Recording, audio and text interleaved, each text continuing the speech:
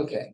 Hi, everyone. I'm Emanuel Sweeney, and I'm a CS IGDA double major, and I have a knack for Game Maker Studio. So I'm going to show you guys that. So the first thing you're probably wondering is, what's a game maker? It's a game engine for 2D video games, and it's really user-friendly. There's cross-platform development so that you can release to multiple different consoles, and it's free for non-commercial projects. There are a bunch of in-engine tools such as the sprite, RUM, and object editors, and then other things such as sequences and tile sets. And there are two different ways of programming in GameMaker, which are the GML code and GML visual, which is sort of like the Unreal Visual type of thing. Today we're going to focus on code. So in front of you is a list of a couple of well-known GameMaker games, including Hotline Miami, Pizza Tower, and of course, Undertale. So the topics for today are going to be the sprite editor, objects, and RUM editors. Let's get into it. So first off, the sprite editor. As you can see, all of your assets are on the right side of any project. And if we go down to sprites, we can see some things like this player character sprite. And here we can set the things scale and resize this canvas as needed. And we can also affect the collision mask of thing. So as you can see here, it's mostly pretty simple and standard. You've got layers, you've got a tool to move to select and move things, or to change palettes, for example, like so. Largely it's pretty simple, but it's very good at helping you out with making sprites. I use it a lot for animation. So the next thing to So the next thing is the object editor, which I'll just show up here. So here we have a couple of different things. Well, we have the sprite that's going to start out as well as a couple of traits here: visible, solid, persistent, and uses physics. Solid basically just means that things can't pass through it, and visible is pretty self-explanatory. Persistence means that if you have more than one room in your game, your object will remain rather than being deleted alongside everything else. Then lastly, uses physics, just uses the in-house game maker physics. So one of the things that you can do is set a bunch of variable definitions down here. And the good thing about setting them down here is that you can actually change them for different instances, as we'll see later in the RUM editor. So a couple of the event types that I'm going to go over are the create event, step event, and alarm events. The create event simply just runs whatever code is in here whenever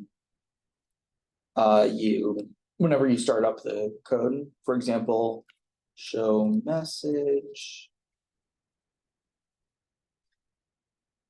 hello. Now, if we run our project, we'll first get hello, and then it'll pop up. And then moving forward, we have the step event, which runs every frame, which in this case runs the player control script. Moving down here, we just have a couple of things to show what that does. So keyboard check is one of my preferred methods of having it check for a keyboard input, which it'll give a 1 if true and then 0 if false, which is why it's designed like so that you can it sort of has sort of analog functionality. If you go keyboard check D minus keyboard check A. So moving onwards, I have something that says point direction, which just quite simply just checks to see that, which simply sets the direction of wherever it's going from the starting position to the ending position. And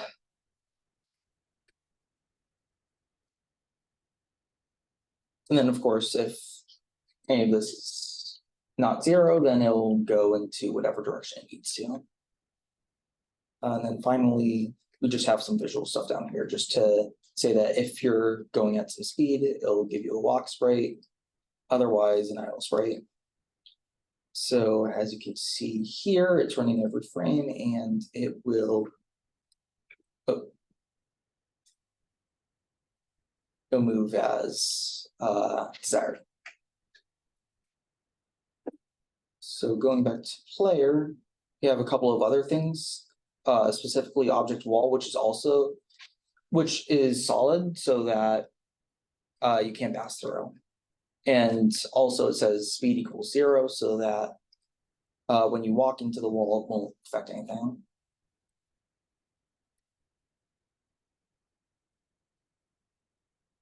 And as you can see, wall is also solid. And then finally, the other thing I wanted to show you guys was the alarm function, which I have set to run after global left press, which is just if you click anywhere on the screen, it'll activate. Which, as you can see here, sets an alarm for 10 frames. And once that's done, it will run the code here, which simply just creates an instance of this object called OJ star, gives it, and as you can see, we have a variable an instance variable here. And once it runs, it just sets a couple of things for it, and then it causes it to move, which is what you see. You can see that its direction is set to wherever the mouse happens to be. Like, I found a lot of really good mileage out of specifically instance grade depth and point direction if you have like something that needs to point towards something and move towards it. And then the last thing and then one more thing that I got to show you is some enemy code for the object editor. Right now it has a couple of variables down here, which includes this can shoot one, which will run alarm 0 on creation. Here we have just some very simple movement code that just if the distance between the player and the object is bigger than this range, which is pre-built in, which is one of the variables that I've baked into it, it'll just travel there at top speed. And yeah, that part's pretty simple. And then going back to the can shoot and alarm thing, it will automatically reshoot every 60 frames after that because of this little bit of code right here. And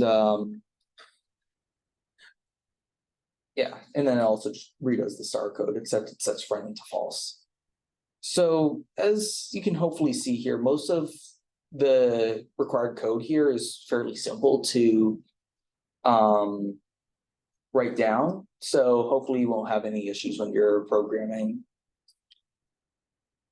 or you'll have very few. I was able to just quickly whip this together in like 2 or 3 hours. The last thing that I want to show you guys was the draw command, which allows you to just draw visual things to the screen. I think this just runs on the GPU rather than the CPU. So as you can see here, it has this draw text command, which just sets a value, sets an X position, sets a Y position, then has a string.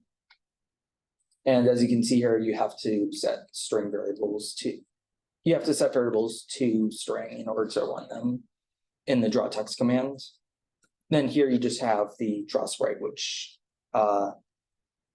course, trust the sprite. And as you can see down here, whenever you have your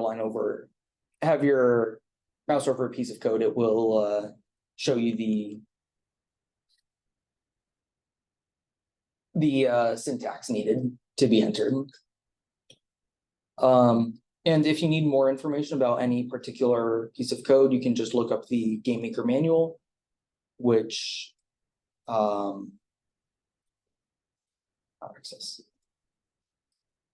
which obviously you can, for example, type in mouse X, and then it'll give you what you're looking for. So the last thing I have to show you is this one thing that just runs on inheritance, which is just this little slime who has the regular enemy code as a parent. The main difference between it and its parent is that can shoot to shut off, so it just won't launch any stars. So the last thing we're going to go over is the room editor, which if I zoom out a little bit,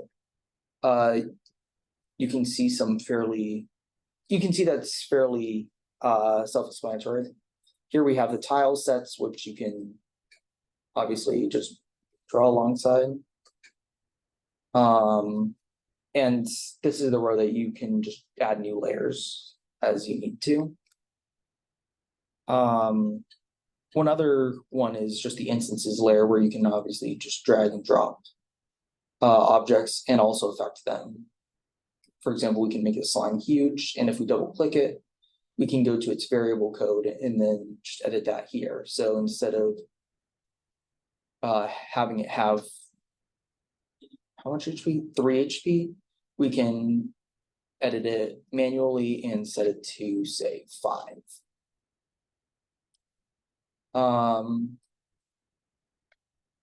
And then we'll just add a second slime for a reference. And as you will see here, when we run this, one of them will have 5 health points and the other will have 2.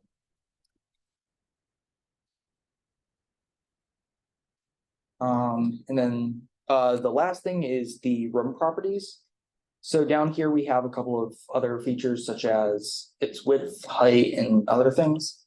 So for example, if I want to lengthen the room a little bit, I could just type in 580 and it'll extend a bit. The reason it's this sandy color is because I set that to the background frame, or to the background tile. And then I can just set that right back. And then finally, we have viewports and cameras, which if you do this, you can obviously have your camera follow whatever you want, for example. So if you click enable viewports, then set one of the viewports to visible, you can get its properties such as its X position and how wide it is. So if I want to have it go a little bit wider, I could, or a little bit shorter. So the camera is basically what gets the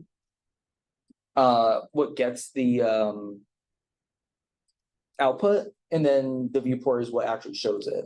So for example, if I just made it like so, if I set the viewport size to something really small, like just 256 by 240, it will be this little tiny version of the game versus 512 and 480, which will be significantly larger. And finally, this last little thing is the object following, which you can just set, and then that'll be the pretty basic way to have it automatically follow. So long as it's so long as its X position is past this border point, it will follow it. So for example, if I set it to say 256, it's going to start following my character pretty much instantly. Versus if I set it to 16, which it probably won't follow horizontally until he's right up against the camera. as you can see here. Okay. And then lastly is horizontal speed, which basically just sees which just moves the camera along at that speed. And as you can see here, if it's set to -1, it'll just keep going as fast as whatever player it is, whatever player's speed is. Oh, also, this is something that's kind of secondary, but I found out that you can actually create two-player things, which is pretty funky. Which, yeah. That was just something fun that I found out recently. And I think that is mostly it for this introduction to GameMaker. Sorry that it was a little bit chaotic. I feel like. Sorry that it was a little bit chaotic. I spent most of my time just creating the actual project to show off. Oh, yeah, sorry about that. And are there any questions? Yeah, Micah? So in the, I don't remember what the name was in GameMaker, but like basically the sprite editor, Yeah. it automatically like seemed to know how many pixels your character was and had the correct pixel. For the collision, do you think? Is that what you're talking about? Just when you were manipulating it, like moving pixels around, I was curious how GameMaker like knew the width and height by pixels. Was that something you set?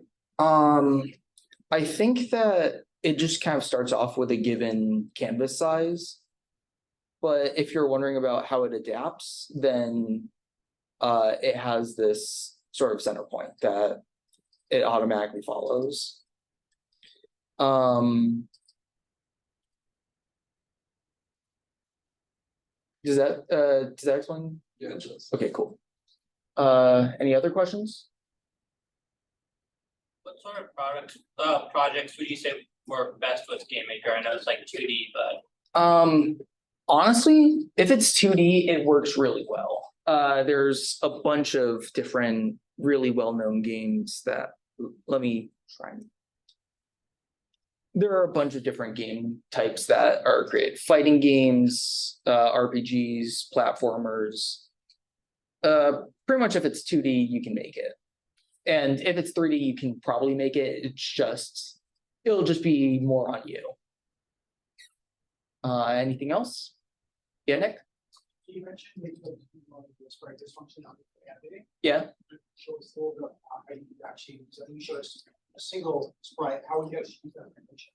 Oh, yeah. So one thing about this is you can add frames at pretty much any point. For example, if I go frame and say if I just want to add that here. I don't know why you wouldn't necessarily, but let's just say that you want him to turn red on that one frame. I don't know.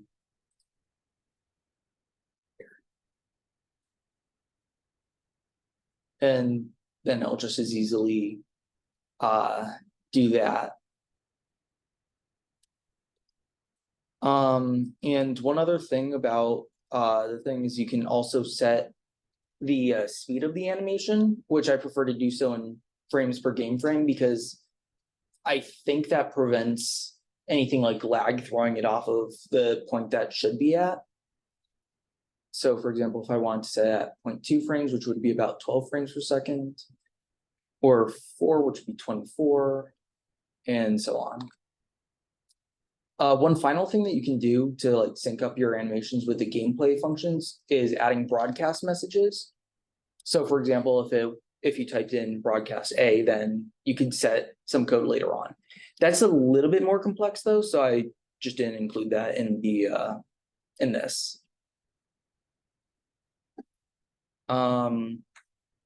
Anything else? Oh yeah. What? what's the difference between terrain assets and sprite assets like that? Oh, terrain is just another set of sprite assets right here. But tile sets, if that's what you're mentioning, is basically just add in a sprite and then you can just edit the properties. For example, I set it to tile width 32, tile height 32, and then I could just draw them as needed in the room editor. Anything else? Okay. Thank you very much.